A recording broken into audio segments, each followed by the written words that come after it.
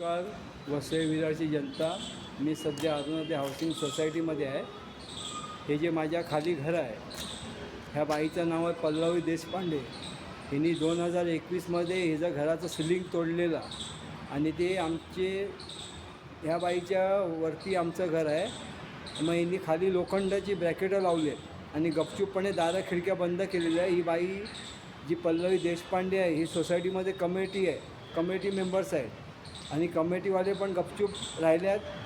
आणि आता 2025मध्ये ह्या पल्लवी देशपांडे ही बाई जी आहे, ही जाऊन पोलीस स्टेशनला कंप्लेंट करते का आमचं घर खाली आलं आहे, आमच्यावरती आरोप लावले, आमच्यावरती केस टाकली या पल्लवी देशपांडे बाईंनी.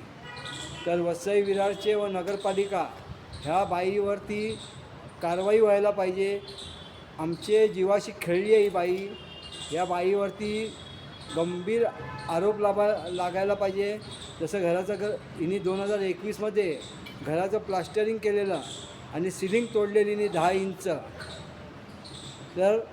आणि आरोप आमच्यावरती बाई लावते. वसई विरारची जनता, महानगरपालिका, फायर ब्रिगेड आणि पोलीस स्टेशन मी तुम्हाला कळविण्यात येत आहे सर्वांना.